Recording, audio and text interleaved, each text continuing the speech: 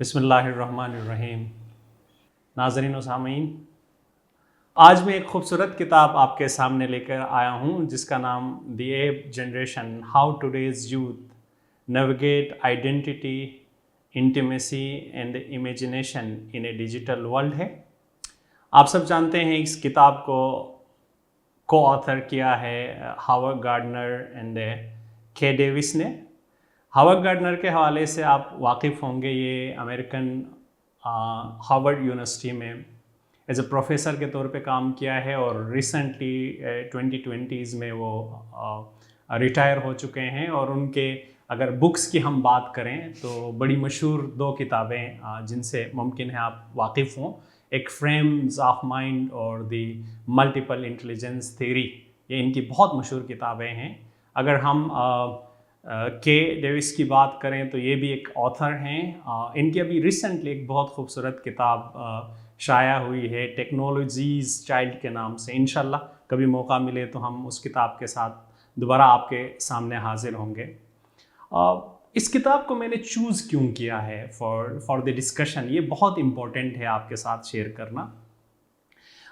इस किताब के नाम को अगर आप देखें, द एप जनरेशन, ये बहुत कैची नाम है कि क्यों राइटर ने इस किताब को और आज के जनरेशन को एप के साथ मुंसलिक किया है। और मैं आपसे अर्ज़ करूं कि जब मैं इस किताब को देख रहा था, पढ़ रहा था, तो मुझे पता चला कि, और हम सब जानते हैं कि एप की आज के ज़माने में खुसूसियात क्या हैं। एप क्विक होता है, शॉर्टकट उसमें मौजूद होते हैं, फ्लेक्सिबिलिटी मौजूद होती है, उनको अपडेट किया जा सकता है, उनको डिलीट किया जा सकता है। तो ये ऐप की खुसूसियत है। और ऑथर्स ये कहते हैं कि आज के यूथ के अंदर भी साइकोलॉजिकल इस तरह का एक एटीट्यूड डेवलप हुआ है जिस तरह एप्स का है। तो इसलिए उन्होंने, आप समझे, मेटाफोरिकली आज के ज़माने के यूथ को ऐप के साथ तशबीह दिया है। जब हम जनरेशन की बात करते हैं तो इंटरेस्टिंगली जनरेशन का जो कदीम तस्वुर है उसको हम यूजुअली इस तरह देखते हैं कि कोई बायोलॉजिकल उसकी डेफिनेशन है कि एक नस्ल, एक बच्चा पैदा होता है और फिर वो बड़ा होता है, वो शादी करता है, उसके बच्चे होते हैं। तो इस टाइमलाइन को हम जनरेशन कहते हैं। लेकिन जब हम यहाँ देखें तो आज के जदीद टर्मिनोलॉजी में जनरेशन से मुराद कोई बायोलॉजिकल डेफिनेशन नहीं है, बल्कि ये टेक्नोलॉजिकल डेफिनेशन है। ये इवेंट्स के साथ लिंक है। आज के टर्म में जब कोई बंदा जनरेशन को डिफाइन करता है तो he defines that with the technological changes. तो इन मानों में इस किताब का नाम जो है वो मुझे बहुत कैची लगा। दूसरा जो रीज़न है इस किताब को आपके सामने लेके आने में, इसके पीछे रीज़न ये है कि इसके पीछे एक बहुत ही एक्सटेंसिव रिसर्च है। और रिसर्च भी आप समझे कि इसने 2 डिकेड यंग जो पीपल हैं, यंग जो यूथ हैं, उनको ऊपर उन्होंने वक्त गुजारा है। मिसाल के तौर पर ये इस किताब से पढ़ने से पता चलता है कि 2000 से ज़्यादा बच्चों को ऊपर, यंग्स के ऊपर इन्होंने उनकी रवैयों को, उनके काम को देखा है और उनके साथ कम से कम 300 से ज़्यादा बच्चों के साथ फॉर्मल इंटरव्यू कंडक्ट किए हैं। न सिर्फ बच्चे, बल्कि यहाँ ये भी इम्पोर्टेंट है कि जिन जिन लोगों का बच्चों के साथ ताल्लुक़ होता है, इनके साथ भी इन्होंने extensive group discussion, focus discussions किए हैं। मिसाल के तौर पर अगर हम देखें तो साइकोलॉजिस्ट के साथ, साइको एनालिस्ट के साथ ये बैठे हैं, मेंटल हेल्थ वर्कर्स से इन्होंने डिस्कशंस की हैं, जो काउंसलर्स हैं उनके साथ बैठे हैं, रिलीजियस लीडर्स के साथ इन्होंने डिस्कशंस किए हैं, उसके साथ एजुकेटर्स जो हैं उनके साथ ये बैठे हैं। न सिर्फ ये, बल्कि आप ये जानकर हैरान होंगे कि इस किताब को लिखने से पहले इन्होंने 2 डिकेड्स में, यानी टेक्नोलॉजी के आने से पहले और टेक्नोलॉजी के आने के बाद, किस तरह यूथ की राइटिंग्स और उनके आर्ट में किस तरह का फ़र्क आया है, उसकी भी उन्होंने एनालिसिस करने के बाद इस किताब को तरतीब दी है। तो इस हिसाब से ये किताब पढ़ने के लायक है और मैं अभी से रिकमेंड करता हूँ कि जो यंग हमारी जनरेशन है ज़रूर इस किताब का मुताला करें। तीसरी और अहम बात मैं ये देखता हूँ कि ये किताब, खुद राइटर ये कहता है कि ये किताब एक सीक्वेंस है। प्रीवियस किताबों की, मसलन उन्होंने बड़ी खूबसूरत किताबों को अपनी किताब के अंदर जो है ना वो कोट किया है, उसको रेफरेंस किया है। मिसाल के तौर पर the lonely crowd, childhood in society, Erik Erikson की किताब है। लाइफ ऑन द स्क्रीन, ये 1995 की एक किताब है, ये बहुत अच्छी किताब है। इसको उन्होंने कहा है कि ये सीक्वेंस है जो किताब आज हमने लिखी है, अलोंग टुगेदर। ये आप नाम ही बहुत कैची है, आप देखें अलोंग टुगेदर आज की सोसाइटी को रिफ्लेक्ट करता है, जो एटीट्यूड्स हैं। उस किताब को कहा है कि ये इस किताब की एक्सटेंशन हो सकती है। बॉइलिंग अलोन, ये रॉबर्ट एक पॉलिटिकल साइंटिस्ट हैं, उन्होंने ये खूबसूरत किताब लिखी है। मैं ये कहना चाह रहा हूँ कि जो इस किताब को तरतीब देने से पहले बहुत ज़्यादा इसके ऊपर रिसर्च हुआ है, और एक एक्सटेंशन के तौर पर इन मशहूर किताबों के एक्सटेंशन के तौर पर इस किताब को इन्होंने प्रेजेंट किया है। तीसरी अहम रीज़न जो मुझे इस किताब को मैं दोबारा कहूँ, मैं पढ़ने के लिए दावत देता हूँ, वो ये है कि इस किताब की अगर हम देखें ना रेलेवेंसी आज के ज़माने में, लेट मी टेल यू कि इस किताब में बड़ी खूबसूरती से वो इस ट्रांजिशन को डिस्कस कर रहे होते हैं। मिसाल के तौर पर मैं अपनी बात करूँ तो मैं स्ट्रीट जनरेशन से ताल्लुक़ रखता हूँ। व्हेन आई से street generation, what does it mean? इसका मतलब ये है कि जब मैं अपने वक्तों में 90s में जब हम स्कूल से आया करते थे, 80s में 90s में, तो हम स्कूल से आके बैग छोड़ दी और हम गली में जाते थे, और हमारे जो दोस्तों के साथ खेलना, उनके साथ हमारा बर्ताव, उनसे सीखना, तो हर मौसम के हिसाब से we used to play games. और हमारा ज़्यादातर वक्त जो है स्कूल के बाद स्ट्रीट्स में गुजरता था, ग्राउंड्स में गुजरता था।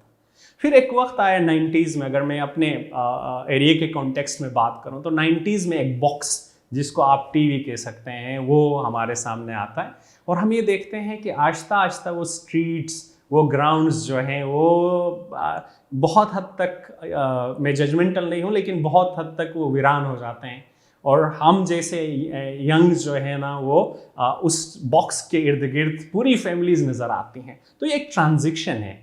ये ट्रांजिशन, जब मैं बॉक्स जनरेशन की बात करता हूँ तो ये जब मुझे एक बॉक्स या टीवी इंटरटेन करता है तो इट्स नॉट ओनली इंटरटेनमेंट, बल्कि वो अपने आइडियाज़ को, अपने कल्चर्स को, अपने वैल्यूज़ को भी मेरे अंदर जो है वो कहीं ना कहीं दाखिल करने की कोशिश करता है। तो इसके बाद जिस मौजू पे आज हम बात कर रहे हैं, नेक्स्ट द एप जनरेशन, कि ये टीवी बॉक्स से हम निकले और 2000 में हम ये देखते हैं कि 2000 के अंदर जो है ना एप, मोबाइल फ़ोन, टेक्नोलॉजी जो है वो हर एक के हाथ में आने लगा, जिसको लोगों ने एप जनरेशन भी कहा है, स्क्रीनेजर्स भी कहते हैं, बल्कि अल्फ़ा जनरेशन के तौर पे भी कुछ लिटरेचर में ये बातें नज़र आती हैं। तो इसलिए मैं ये समझता हूँ कि इस किताब के अंदर कैसे ये एक ट्रांजिशन को डिस्कस किया गया है, कि कैसे एक tradition directed society inner directed society में तब्दील होती है, और इनर डायरेक्टेड सोसाइटी ट्रांजिशन में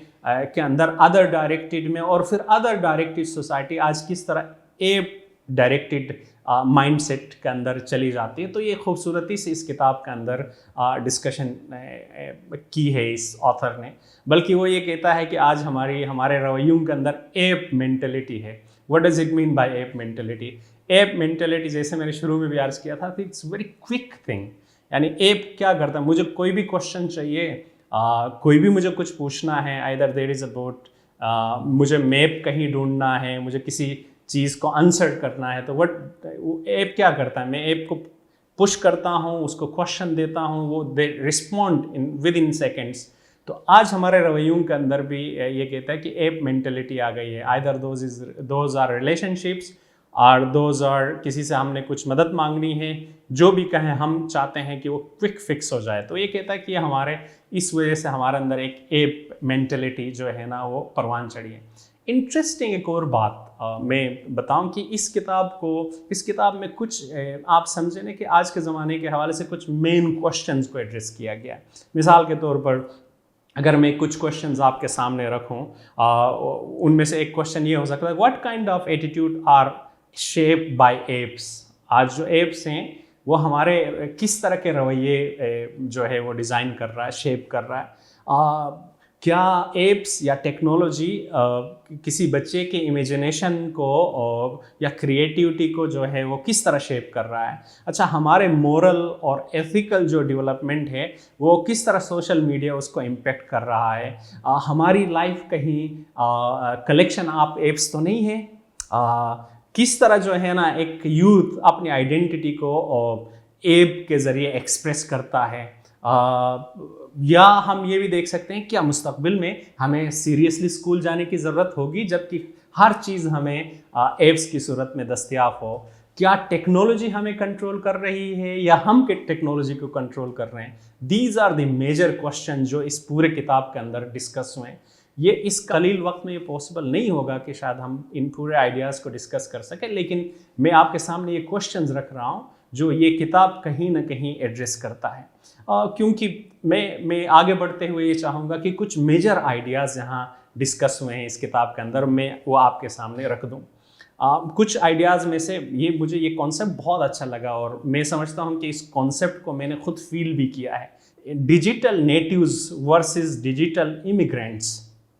what does it mean by digital natives? Digital natives से मुराद वो लोग हैं जो आज के इस टेक्नोलॉजी के ज़माने में पैदा हुए हैं, उसी के अंदर वो पले हैं और वो टेक्नोलॉजी को, ऐप्स को अपने ज़िंदगी का एक हिस्सा समझते हैं। 2000 कॉल्ड डिजिटल नेटिव्स। जब हम डिजिटल इमिग्रेंट्स की बात करते हैं तो ये वो तबका है या ये वो लोग हैं जो एक्चुअल डिजिटल ऐप्स के ज़माने में पैदा नहीं हुए या टेक्नोलॉजी के ज़माने में पैदा नहीं हुए हैं, लेकिन उन्होंने वक्त के साथ उसको ऑप्ट किया है। वो कहता है कि इन दोनों के रवैयों के अंदर बहुत ज़्यादा फ़र्क है। जो डिजिटल नेटिव्स हैं उनके एटीट्यूड्स बहुत डिफरेंट है और डिजिटल इमिग्रेंट्स जो है ना उनके एटीट्यूड बहुत ही डिफरेंट है। और मैं दावत फ़िक्र दूंगा कि आप ज़रूर इन दोनों को ज़रूर सर्च कीजिए, इस बुक को रेफरेंस कीजिए टू डिस्कस मोर थिंग्स। अच्छा, एक बहुत इंटरेस्टिंग 3 आइज़ को ये इस बुक में डिस्कस किया गया है कि आज टेक्नोलॉजी की वजह से कैसे आइडेंटिटी, इंटीमेसी और इमेजिनेशन जो है वो शेप होते हैं इन टाइम्स ऑफ एप्स और टेक्नोलॉजी।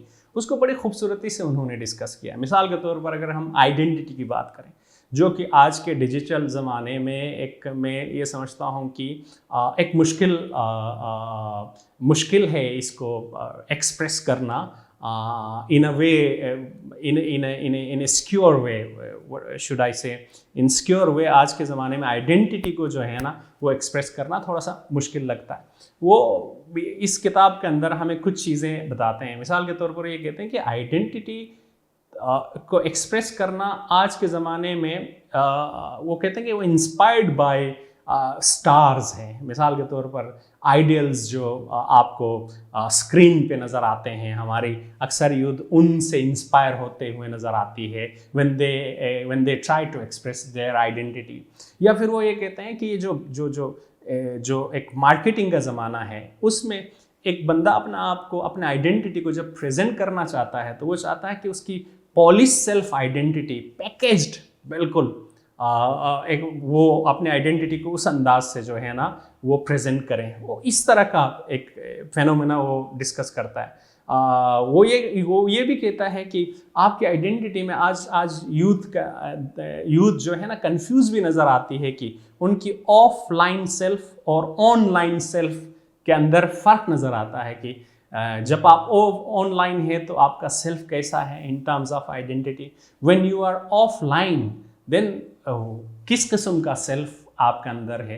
और ये डिस्कस करता है कि ये रिसर्च हमें ये बताता है कि इन दोनों में सम टाइम हमें कॉन्फ्लिक्ट्स भी नज़र आते हैं और सम टाइम्स जो है ये दोनों आइडियाज़, ये दोनों सेल्फ्स जो हैं वो बिल्कुल लिंक्ड भी, सिंक भी नज़र आते हैं। तो इस तरह की बात भी इस में डिस्कस की गई। और इंटरेस्टिंग एक और बात आइडेंटिटी में, इनका कहना ये है कि जब टेक्नोलॉजी आया है और जब ये ऐप्स आए हैं तो जिसको कहते हैं ना खुद पसंदी, नार्सिस्ट जो रवैया है ना ये बढ़ चुका है। उसका कहना ये है कि शायद टेक्नोलॉजी ने ऐसे प्लेटफॉर्म दिए हैं कि एक बंदा अपना आप को इस तरह से प्रेजेंट करे, लाइक एक पैकेज सेल्फ की सूरत में प्रेजेंट करे। इसलिए नार्सिस्ट जो एटीट्यूड है वो पहले के निस्बत टेक्नोलॉजी के ज़माने में बढ़ चुका है और ऑब्वियसली इसलिए ये आइडेंटिटी के इश्यूज जो है ना ऑनलाइन सेल्फ और ऑफलाइन सेल्फ में तजादात भी हमें नज़र आते हैं, और ये एक टेंशन भी आजकल हम समझते हैं कि टेंशन का बाइस भी बन सकता है। नेक्स्ट जो इन्होंने डिस्कस की, intimacy. Now this is very interesting to know कि इंटीमेसी जो है ना, ये रिसर्च जो इन्होंने कंडक्ट की है ना, इसमें 2-3 किस्म के राय इन्होंने कायम किए हैं या एग्जाम्पल्स वो लेके आते हैं कि इंटीमेसी, इनका कहना यह है कि पहले के निस्बत इन टर्म्स ऑफ कनेक्टिविटी बढ़ चुका है। 1-2 एग्जाम्पल्स वो देते हैं कि मिसाल के तौर पर जब बच्चे अमेरिका में किसी कैंप के लिए जाते हैं तो मोबाइल अलाउ नहीं होता, तो उनके पेरेंट्स क्या करते हैं, एक के जगह में 2 मोबाइल्स देते हैं। एक मोबाइल उसकी सबमिशन के लिए और एक कहीं ना कहीं मोबाइल इसलिए भी देते हैं कि वो उनके जेब में कहीं ना कहीं रहे और जब भी मुमकिन हो वो फ़ोन कर सकें। अच्छा, एक और इसी डेटा में से एक और बात ये भी आती है कि एक यूथ जब अपने पेरेंट्स से अवे है तो वो हफ्ते में 13 to 15 टाइम अपने पेरेंट के साथ कनेक्ट होता है। तो इस हिसाब से ये कहते हैं कि ये एक खुशाइन बात है कि कनेक्टिविटी बढ़ गई है। लेकिन फिर एक और बात भी ये डिस्कस करते हैं कि जो एप माइंडसेट है ना, एक दफ़ा आप फिज़िकली लोगों से मिलते हैं और टेक्नोलॉजी के ज़रिए कनेक्ट होते हैं, तो टेक्नोलॉजी के ज़रिए जो रिलेशनशिप्स होते हैं वो इनका कहना ये है कि ये इस तरह के रिलेशनशिप्स होते हैं जिनको वो ट्रांजिशनल रिलेशनशिप कहते हैं, कि आपको कोई थोड़ा सा भी इशू हो तो you don't stay, you transit. Transformational relationships जो हैं वो बहुत कम बिल्ड होते हैं थ्रू एप्स।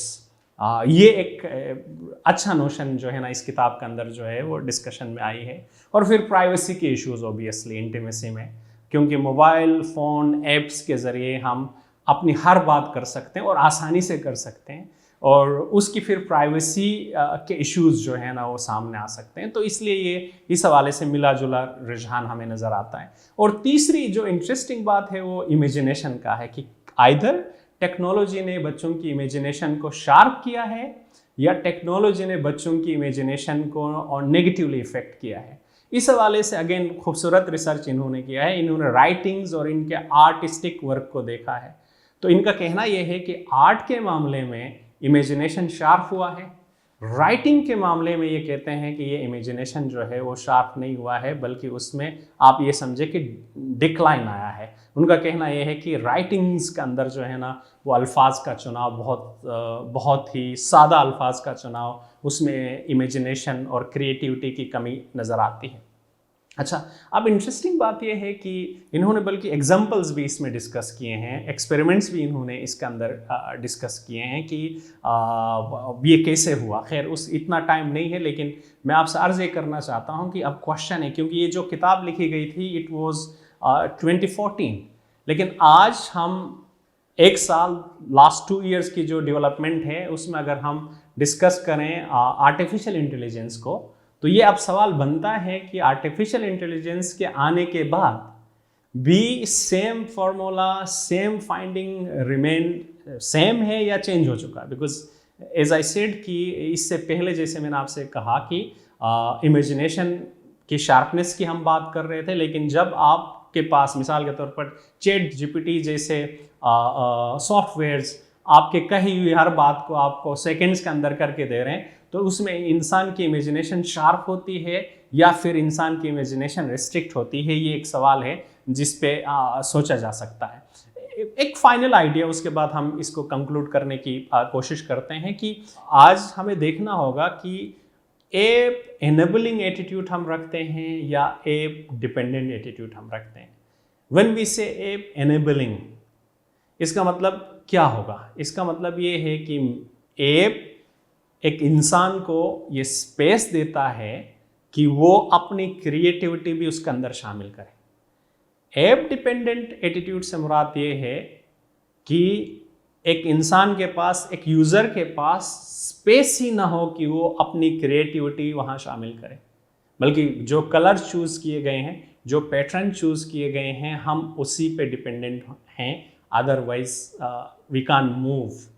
मिसाल दे सकते हैं, मिसाल के तौर पर अगर हम ग्रामरली को देखते हैं तो ग्रामरली मेरे तनाजुर में ऐसा है कि वो एक ऐप एनेबलिंग रवैया है जिसमें मैं अपनी राइटिंग खुद लिखता हूँ and I give it to that app और मैं उससे कहता हूँ कि आप इसमें ग्रामर की तस्सीह करें। लेकिन इसके निस्बत अगर मैं चैट जीपीटी की बात करूँ तो मुझे ऐसा लगता है कि ये ऐप डिपेंडेंट रवैया जो है वो क्रिएट करवाता है। तो मैं इसको इस तरह से एक्चुअली समराइज़ करता हूँ। और वे फॉरवर्ड में अगर हम बात करें, बिकॉज इस किताब में मैं देखूँ तो आइडियाज़ और टर्मिनोलॉजीज़ की एक भरमार है।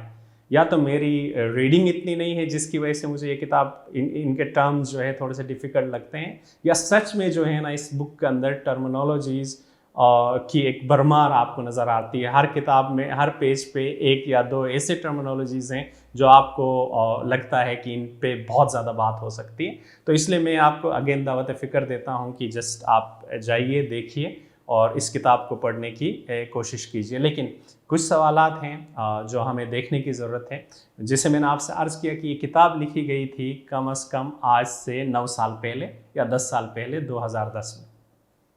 और जब मैं इस एक डिकेड की चेंजेस को देखता हूं तो कहीं ना कहीं इस किताब को जब दोनों ऑथर्स दोबारा आज देखें और उनको लिखने की ज़रूरत पड़े तो मुझे ऐसा लगता है कि वो कम से कम 50% कंटेंट को चेंज करेंगे। वाई? इसकी वजह ये है कि जिस पेज से नॉलेज जो है ना वो प्रोग्रेस कर रहा है मार्केट में, नॉलेज जो है उसका एक बहाव है। उस बहाव में बल्कि आप सब जानते हैं, कुछ ऑथर्स ये भी कहते हैं कि आज नॉलेज एज जो है ना उसकी नॉलेज की इल्म की ज़िंदगी शायद 5 साल है, कुछ तो 3 साल है, कुछ 2 साल है। यानी इतनी तेज़ी से ये जो है ये एक रिन्यूअल के प्रोसेस से गुज़र रहा है। तो ऐसे में मुझे लगता है कि जो डिस्कशन हमने की है, क्या वो डिस्कशन आर्टिफिशियल इंटेलिजेंस के एज में इस डिस्कशन की क्या रेलेवेंस होगी, और जो मैंने आपसे अभी डिस्कस किया ऐप एनेबलिंग और ऐप डिपेंडेंट जो एटीट्यूड्स हैं आर्टिफिशियल इंटेलिजेंस के ज़माने में, हाउ टू नेविगेट, कैसे हम इनको आगे लेके जाएं। और एक और इम्पोर्टेंट क्वेश्चन पेरेंट्स के लिए भी है। हम अक्सर ये देखते हैं कि बहुत फास्ट ज़माना जा रहा है। जो ऐप के हवाले से जो इमिग्रेंट्स हैं और जो ऐप नेटिव्स हैं, इनके बीच में जिसको कहते हैं गैप है, जिसको हम अक्सर जनरेशन गैप के तौर पे भी लेके आते हैं। तो हाउ टू रिकनसाइल, और रिकनसाइल में मेरा ज़ाती ख्याल ये है कि रिकनसाइल में parents have to run, parents को ऐप इमिग्रेंट्स से निकल के ऐप नेटिव्स में शामिल होना होगा ताकि आज के ज़माने को वो समझ सकें और अपने बच्चों की तरबियत जो है ना आज के ज़माने के टेक्नोलॉजी, आने वाले ज़माने की ज़रूरियात को देखते हुए वो कर सकें। तो मेरे ख़्याल में इस सोसाइटी में, आज की सोसाइटी में जो टेक्नोलॉजी से भरपूर सोसाइटी है, इसमें स्केप मुमकिन नहीं है, बल्कि इस टेक्नोलॉजी और इस टाइम को समझते हुए how we find a way, a balance way, जिसमें ऐप मेरे लिए एक सहूलत के तौर पे सामने आए, ना कि ऐप में और मैं ऐप बनूं। थैंक यू सो मच, आपने मुझे सुना। उम्मीद है कि हम एक नई किताब के साथ आपके सामने दोबारा पेश होंगे।